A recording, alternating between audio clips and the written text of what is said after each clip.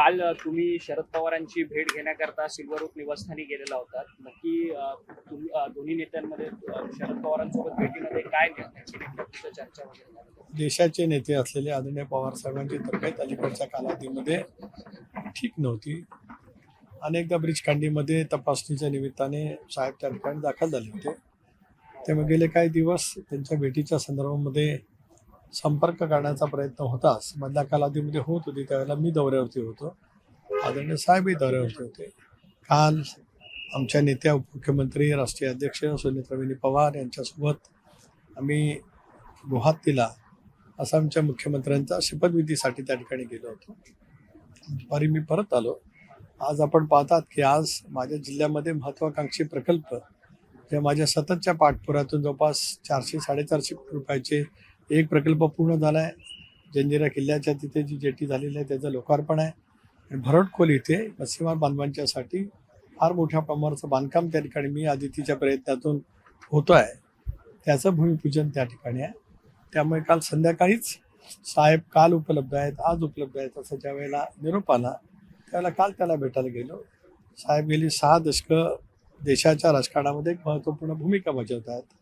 आम्ही साहेबांच्या नेतृत्वाखाली दीर्घकाळ त्या ठिकाणी काम केलं. त्यामुळे तब्येतीची विचारपूस करणं, सदिच्छा भेट देणं ही संस्कृती आहे. तेवढंच कारण त्याच्या पाठीमागे होतं. कुठलंही राजकीय कारण त्या भेटीच्या पाठीमागचं नाही. कारण आम्ही अजितदादांच्या नेतृत्वाखाली इंडियामध्ये सहभागी होण्याचा निर्णय त्या ठिकाणी घेतला.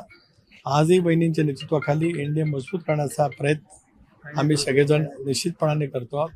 राज्यात देवेंद्रजी, एकनाथराव, आदरणीय सुनेत्रा बहिणी यांच्या नेतृत्वाखालचं महायुतीचं सरकार लोकाभिमुख कामं करत आहे. त्यामुळे त्याला बळकटी आणणं आम्हा सर्वांचं काम आहे. त्या पद्धतीने आम्ही करतो आहोत. साहेबांची भेट सदिच्छा भेट होती.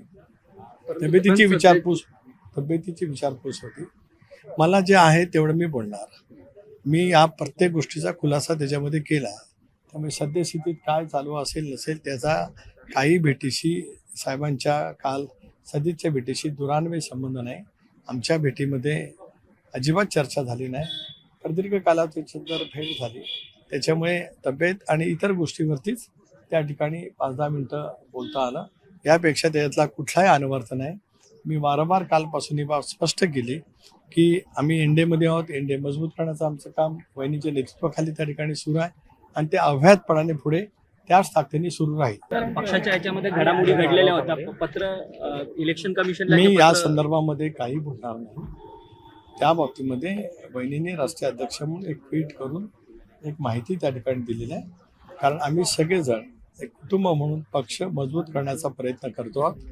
जी दादांची परंपरा आहे तीच आम्ही पुढे चालू ठेवण्याचा प्रयत्न करतो आहोत. यापेक्षा या विषयावरती मी अधिक बोलणार नाही. धन्यवाद. नेत्यांमध्ये तुमची